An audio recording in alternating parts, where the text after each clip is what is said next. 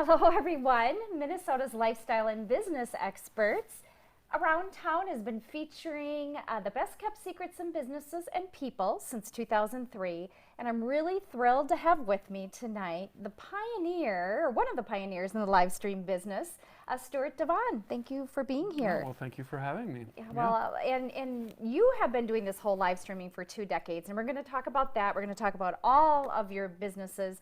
But being an engineer by trade, you have a really incredible background, technical background. Would you mind sharing that with those that are watching? Sure. Excuse me. So let's see. In college, I interned at WCCO TV, and at that point, they were just starting up what was known as a teleport.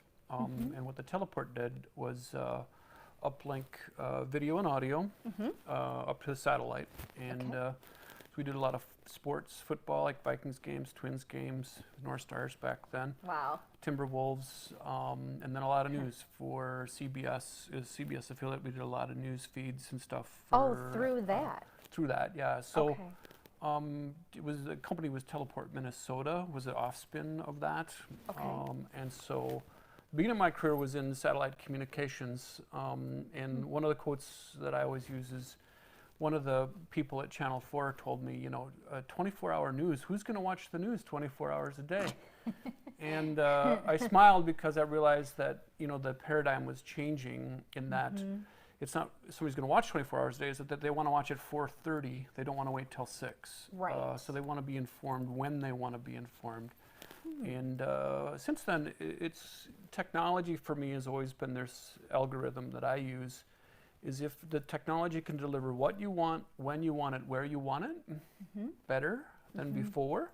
So with a 24-hour news station, I can watch the news whenever I want to watch it. Right. Then that's a better mousetrap, so to speak. And so when you look at the progress of technology as it's evolved from, when it was all copper in the old days, before radio even was invented, you could subscribe on your phone, you dial up a phone line. And they'd have a live orchestra playing in a studio somewhere, and the audio would come over the phone line. This was before radio. Like switchboard type. What was HBO? You could subscribe to this phone service. You'd dial in, and you could listen to the orchestra on the phone. Oh, wow. And so the technology, and then radio was invented, and then you had this little box, or actually it was a big box. Right, back then. And you could put it in your living room, and your family could gather around that and listen to the news that way. Interesting. And so as you look at the progress of technology through, telephone, radio, television, satellite communications, and now we're in the world of streaming video. Yeah. And streaming video really does that. It's that same model. It delivers what you want, when you want it, where you want it. So now I want it on this device. Right. I might even be driving in my car down the road, but that's going to show up here on my phone when I want it, where I want it. And that's really the secret to that technology. And how, too. Because and how you want it. Right. Well, and with your background and everything that you've done, and I know you've built the satellites for the home shopping industry, some of the major channels here and around, what you were forward thinking. So now that everyone's talking live streaming, and I know a lot of people were tuning in, but you were doing this 2 decades ago. Yeah. Talk about that. Well, I quit my job at WCCO Teleport Minnesota. When was this? Because I left to go to Ameriprise because I saw this new video conferencing technology, which is basically video phones you could dial up. And this was in the early days before the internet even existed. I do remember that. Yep. It was very exciting, and I built a network for American Express that all the senior VPs would use originally. Wow. And I was there for a couple of half years, but this was 95, and I realized I saw this thing called Mosaic, which is the first web browser before, one of the first web browsers before Netscape. Wow. And I thought, this is doing this algorithm better. I'll be able to stream video and broadcast video. Well, in that case, there wasn't video yet. It was still Real Audio 1.0, which was just audio, but same thing. So that's when I quit my job at Ameriprise, and I went on to create Implex, which was started out as an ISP, an internet service provider. And so we were building websites and streaming audio. In the early days, we had a client called Indiesonic that would sell CDs online. So we'd stream the samples of the CDs and stuff online. And this was Implex that you. This was Implex. CEO and founder, and this was when you that kind of infancy stage, starting it out. Yeah. Very cool. Okay. And so as the technology's improved and gotten better, there's been ups and downs. We've gone through we've gone through Windows Media, and now we're kind of in a standard format that everybody's kind of solidified around, which is what we're doing to MP4. Yep. Solidified around town.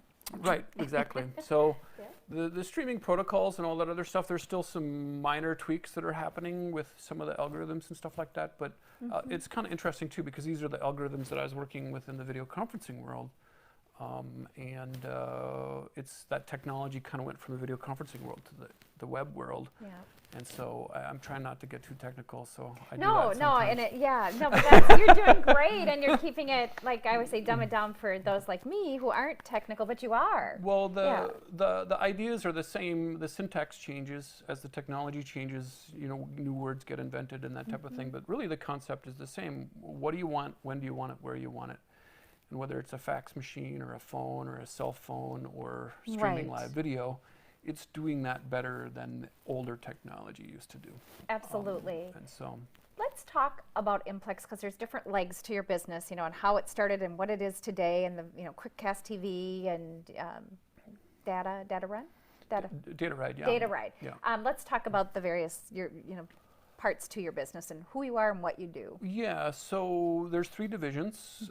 Data Ride is the ISP division, so that deals with the servers and the internet connectivity and all of that stuff. And then Digital Edison deals with the applications. So we do custom software, websites, all that other stuff. Okay. And then the streaming video, Qwikcast is the division for that, and we do a lot of corporate communications. So we do a lot of secure video streaming for corporations. We've been in 3M, we do all 3M's live stuff since 2002, 2003. We've been streaming all the 3M stuff. Internally? Internally, externally. Okay. So when the CEO gets up and speaks, we do a lot of that stuff. So, and we've been very fortunate because Ameriprise, US Bank, Medtronic, Ecolab, the big players in town. The big players in town, we do most all of their live streaming corporate communications. Well, of course, who wouldn't want the pioneer, the best, and you're the brainchild behind a lot of this. Well, and we wrote this application called Qwikcast. That's kind of the heart of securing the video, authentication. So we do single sign-on authentication. And we make sure it's secured and locked down, but then we also stream internally on a corporate network. And that's where streaming gets hard. Anybody can stream on the internet. We were talking about that before the show. Explain that, So streaming on the internet has been pretty standardized, and you get a CDN, you could use an Akamai CDN, you could use an Amazon CDN, you could use a Microsoft CDN. And a lot of people can access that, like you're doing live stream tonight. Right. Yeah. There's a lot of companies that develop these content distribution networks, the CDN. But when a corporation wants to stream, 90% of the time, the bottleneck is their internal infrastructure. And that's where we really work with them to actually build CDNs internal so that we can simulcast internally and externally and have a successful event. Because that's where a lot of streaming has failed. A lot of people focus on the cameras and encoders and algorithms, all this other stuff. But a successful corporate event really needs to take into account the corporate network. Right. Especially, when corporations are dealing, their networks are lifeblood. It can't go down during a live broadcast. Right. And so we're very good at that. Yes, you are. Integrating that and understanding how the video would impact the internal network as well. And then being able to simulcast onto the internet and then also inside of the corporate network. Well, and just recently, Around Town Media was hired for a project through DuPont and Qwikcast, is that how you say it? Qwikcast. And we were worried about, it was at a brewery in town, and we were having a blast. It was a great location, but the Wi-Fi was not strong, and that is a key for my system specifically. and I'm not able to hardwire it. So the first person I called when I knew there was going to be problems was Stuart, and he was available, thank God, because he had 14 other projects that week and live streams that he was working on for some pretty big players in town. But he made the time, he came, and I knew no matter what, you would be able to make it work, and you did. And even you were, were telling me you were struggling with some things behind the scenes, but because of your knowledge and expertise, it was awesome. It was actually one of the cool things about that project. It was the kind of they called it the rat pack of the medical device packaging industry. So what a great thing to document and be a part of, and that's why I did not want it to fail. So thank you for making that. That was a really great project. You're welcome. Thanks for the opportunity. Yeah. And that, the other aspect of streaming now is once the network, it has to work, because you can take a camera and set it up, but if the camera doesn't reach out or through the network, then there's no purpose in having good video production. Right. So that's the next thing. So the project that I'm working on, and that we used at your event was what I call a robotic camera system. So the idea, again, is to bring the cost of video production down to a point where a lot more things are accessible now to people stream live, and also be able to give you some type of higher quality video production value. And so I've developed a system where one person can control up to 20 cameras and remotely pan, tilt, and zoom those cameras, and then also switch those cameras and record and stream live with all 10 of those cameras. And so what that does is, because you have all these different camera angles, you can produce a pretty decent quality production for a lot less money than it would be to do a 3-camera with 3 camera operators and the whole crew and all the other stuff.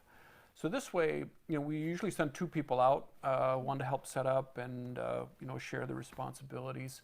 And it's been working very well. Yes. And so as we move forward, I see us doing more and more of these robotic productions through the robotic cameras and stuff.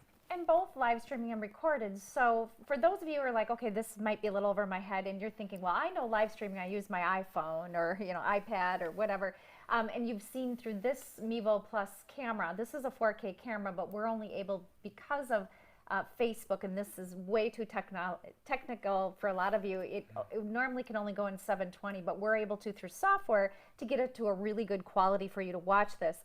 What Stuart's talking about is, and I have the capabilities to go to 5 platforms at once, but the reason I share it in the beginning is so I can see all of you and see who's all online, and that's really important. But what Stuart's able to do with his system is he's talking about having 20 little cameras that get all these different angles. They're about this big. Yeah, and they're about this big. And he's also able to go to more than 20 platforms all at once, from my understanding. Typically, we don't. Yeah, well, there's transcoding. There's a way to send a single stream in and then duplicate that stream and send it out to multiple platforms. And depending upon what your product is or something like that, if it's a marketing piece, you obviously want it to get out to as many platforms as possible, or if you're trying to sell a product or something like that. But if it's corporate communications, you really have no need for that, because you want it just to go to the people that you want to see it. And as a lot of that information needs to be secured, right? Because it's sensitive information that these people are talking about.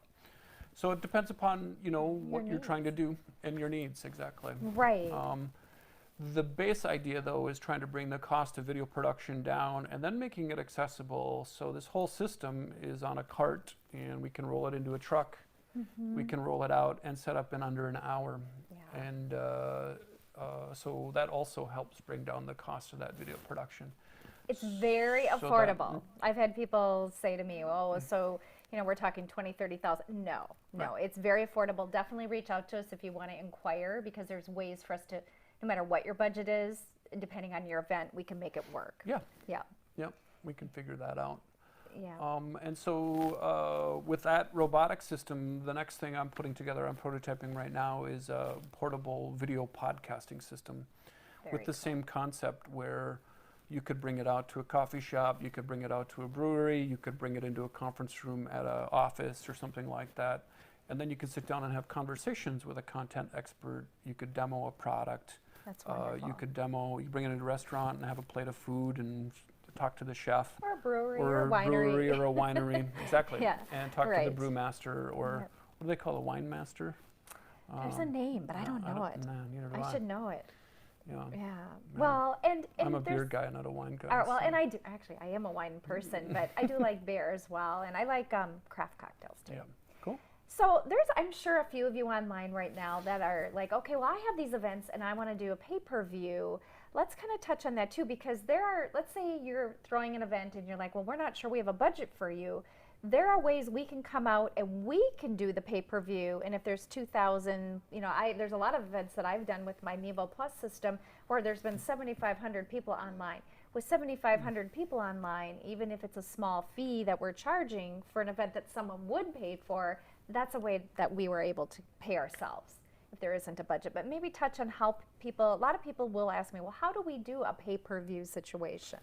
Yeah, so there's multiple ways of doing that, but the basic idea is you set up some type of, PayPal credit card authentication, and you have a paywall, and they have to go in and put in their information, and then once they put that information in, then they get the link, and then you can do digital rights management, DRM, where they would have access to that for 30 days or a day or X number of plays. There's a lot of different ways that you can set it up. So they could play it 10 times and then it would expire, or they could play it for 10 days, as many times as they wanted, and then it would expire. So there's a lot of different ways that you can set up that digital rights management.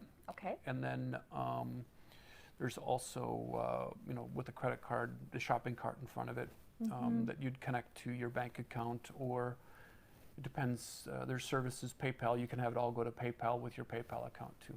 A lot of people struggle with their own home computers and things, and receiving live streaming. I know not necessarily with Mevo Plus, but when I've been working at shows with events, they'll say, I couldn't get it to work.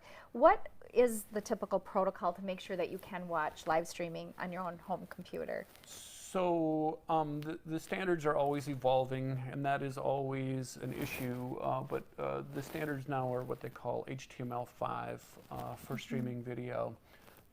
Used to use Flash, which has died pretty much. Steve Jobs started killing Flash, and it was kind of a bloated application, and it didn't work very well for a lot of applications. There's still a lot of browsers that or there's a lot of streams that require that, but mostly the standard has evolved now into what they call HTML5. And that will also scale a web page to your phone or a big TV or your laptop, and then it'll allow it to play back. It's more of an issue on corporate networks, I think, too, because the image profile that a corporation will have on a corporate laptop, they will allow certain apps to work and certain apps not to work, and so it's the process that we go through is we ask what platform does it need to work on. Now ours works on most all platforms. We actually had a client though, and a lot of corporate clients still use Internet Explorer. Yeah, I did until recently. So which isn't necessarily, the Edge is a little better, but it handles the HTML5 differently, and so there's some programming changes that we had to tweak in order to make it work inside their network on Internet Explorer. Ah, okay. So that's another thing that we do is we can customize our application, because if there is a playback issue with a certain platform, it might work in Firefox and Chrome, but doesn't work in IE, or it works in Edge. And we always try to keep it as universal as possible, but all these companies are updating patches and all this other stuff, and so it's a continual testing process that you have to go through. And that's just kind of the nature of the beast. Well, and live stream is here to stay. It's just becoming more and more popular, and you've made a comment several times that, cable's, kind of the days of cable are... Well, the traditional cable TV isn't going to die per se. You'll still have, HBO and ESPN and CNN and all the cable. The networks will still exist. Just the transmission is changing. Like where I was talking before, where you could dial up on the phone before radio, listen to the orchestra. The cable model is still kind of that way. There's a cable that comes into your house and provides a video signal. Although it's no longer a video signal, it actually streams to the box in your house. That's what I thought. Okay. But it's all moving over to the internet. So when you look at YouTube cable, you look at Sling, you look at the Roku, you look at all the different, what that is streaming video to your smart TV. Okay. And so they still have CNN on there, and they still have ESPN on there, but it's just coming through the internet now versus through the head-end network that the cable companies had. Okay. Yeah, I remember the head-end networks. And so internet is really becoming this ubiquitous medium that all video is going to be put on, because you don't need, it's a standard called DOCSIS that the cable companies use that's, will fade away because it's not necessary any longer. Everything works on an IP, Internet Protocol network, which is what the internet is. And it would be a private network, but versus a public network, and all that stuff would just stream right to your TV.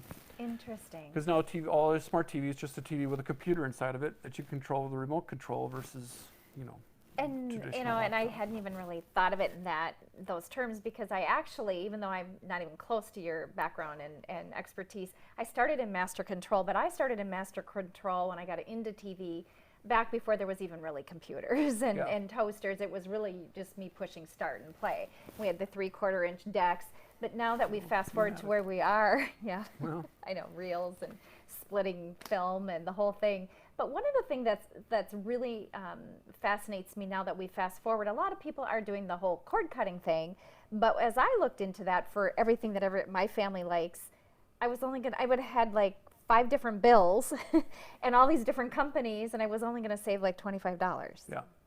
So. Well, and that's the thing. I mean, it's always, because I have HBO, Netflix, and Amazon. Those are the 3 main ones that I have, and so I get 3 separate bills for that. I'm not really a sports guy, so I don't care about the ESPN and the Fox Sports and stuff like that. We are here, yeah. So that's, exactly. That'll add up to that.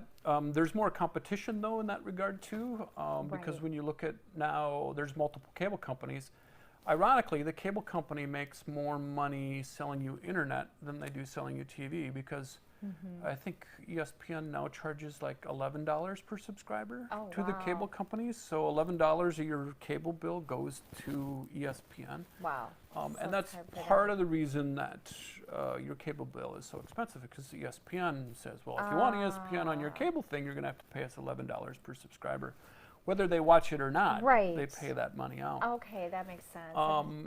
So the networks are cutting their own deals and streaming directly. A lot of them now are, which makes sense. I see that, NFL.com, especially with football and baseball, Major League Baseball, the infrastructure, the technology is there for them to have their own broadcast network, because now they can sell that advertising and make all that advertising revenue rather than giving that off to a CBS or NBC or an ABC or ESPN or whatever that might be. Makes sense. So it's getting kind of dicey, I think. Yeah. I mean, how that's going to all shake down, I'm not exactly sure, but we live in interesting times. We do, and a lot of opportunity. And and in speaking of interesting times, a lot of people have wondered about Channel 6, which you're involved with too, and that is where Implex is also part of your headquarters, right? As part of that studio and building, correct? Yeah. So I moved my offices into the building there, and you're kind of I don't know what your exact title is, director, but you're directing Channel 6 and really operationally have helped keep it going. And a lot of people reach out to me because they know that was our home for 16 plus years, and that there's a lot of opportunities there. Maybe can we touch on some of those as well? So I took over in January of this year, so it hasn't quite been a year yet. And I was on the board.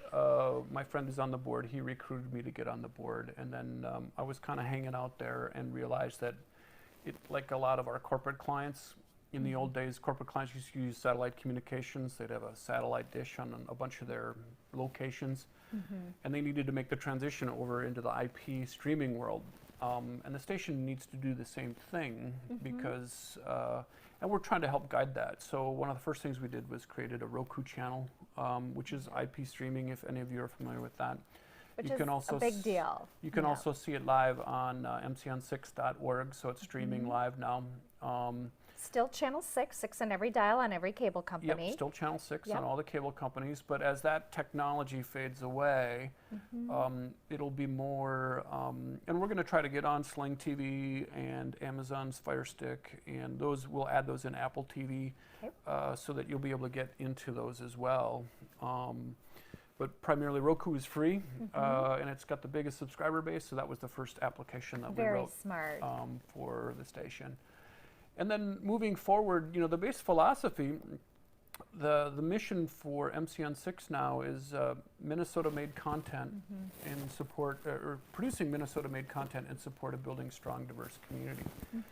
And so for me, being, making money in the corporate world, and I've always focused on that, this gives me a chance to kind of experiment and push the technology.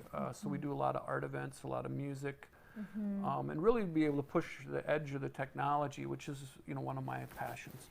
Totally, yes. You're very good. Because if I mess up a live band, I don't lose the check. Right, Because I'm not getting a check to begin with. But you're able to combine all of your passions of music, of Minnesota. And in fact, MCN6 now, instead of Metro Cable Network, is called the Minnesota Community Network. And I remember sitting in a coffee shop talking about that.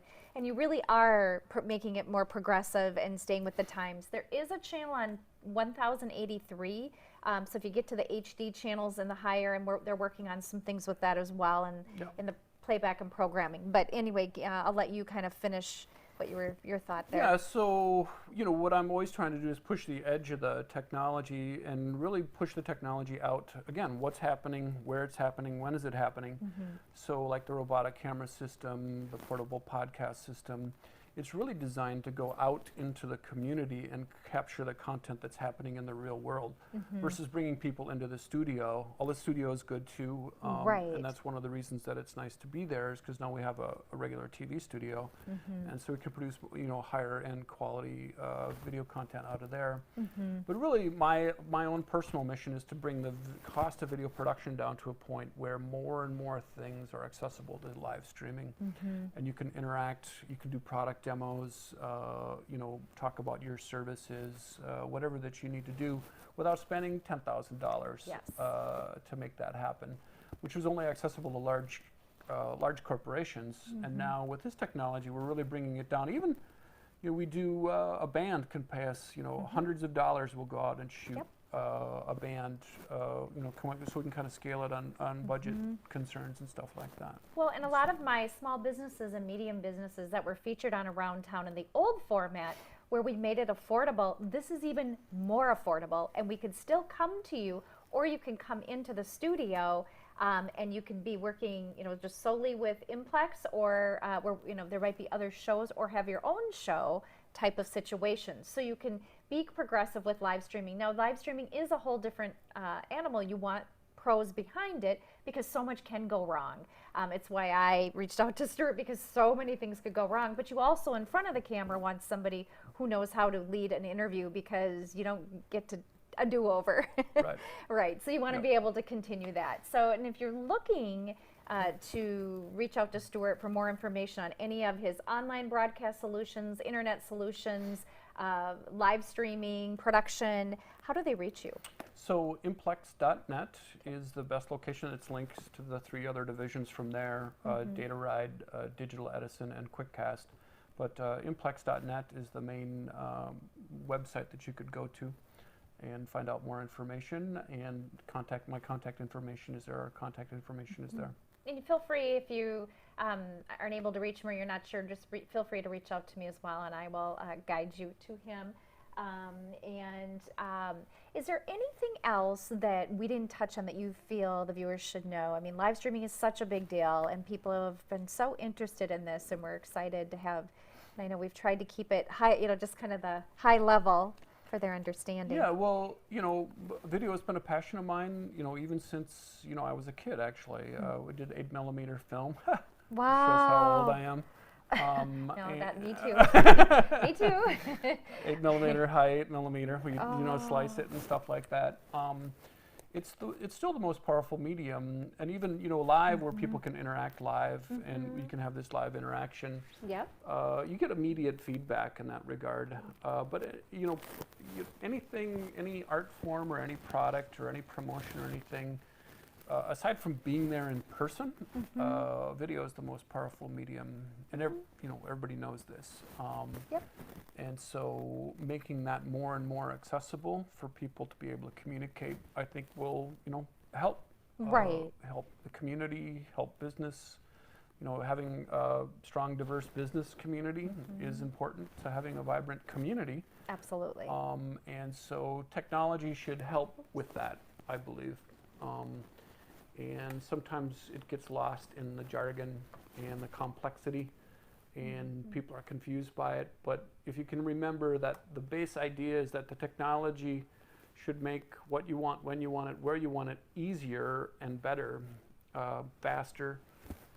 That's kind of the algorithm that I use when I look at technology and go, is this doing that? If it's not doing that, then it's probably a fad, or it's probably not a very good technology. Well, or you're a bad user like me. I must have hit something because all of a sudden we weren't even on the screen. Oh, we weren't even on the screen. No, okay. for just a little bit, but. Yeah, well, see, anything can go wrong during live streaming. And so. that's where it's important. But one of the things, I have clients who, sure, they can come into a studio or we can go to them and they can talk about their business, but B-roll is what will help best portray or sell their business. We can do a combination of both. Yeah. So we are still able to do that and really make it affordable. Live streaming, because of things like this, we, no, we're not charging tens of thousands of dollars. It sometimes, depending on the gig and what it is, it's some, as little as, several $100s versus, or depending on a bigger corporate gig, it can be, but we're not talking thousands. Yeah.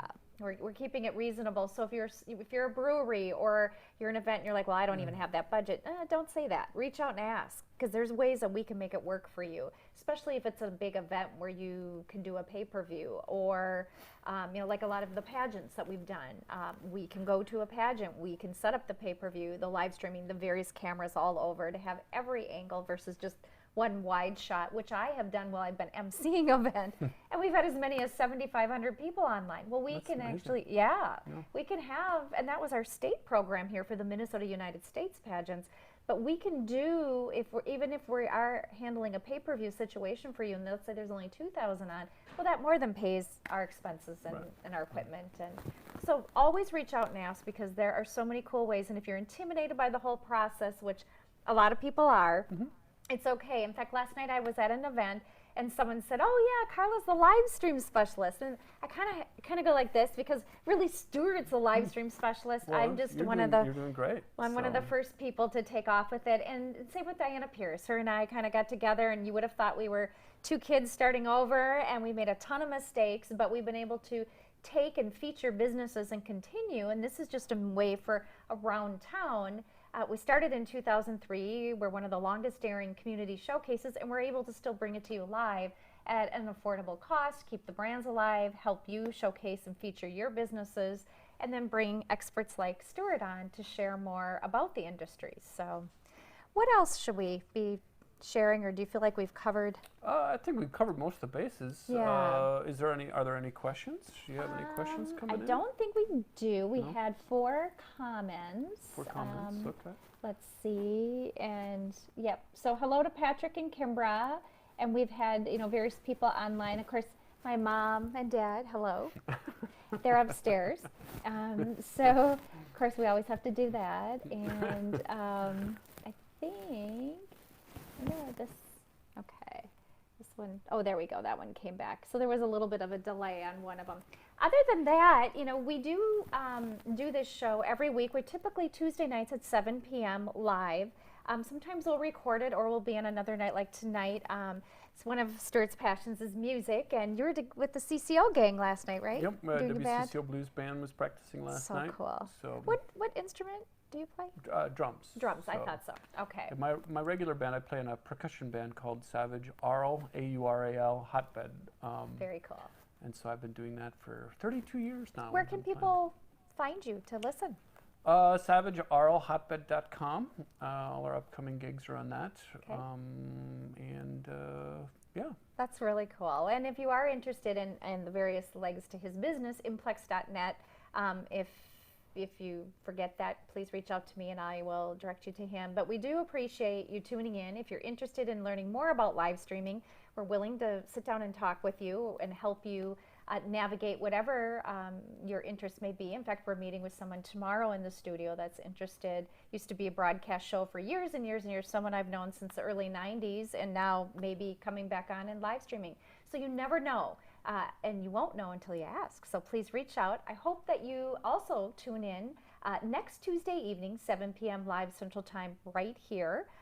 And I will be promoting the guest probably by the end of the week. But I do appreciate you all tuning in. My name is Carla Berline, along with Stuart DeVaan, and I will see you next time right here. Thank you. Bye. Thank you. Bye-bye.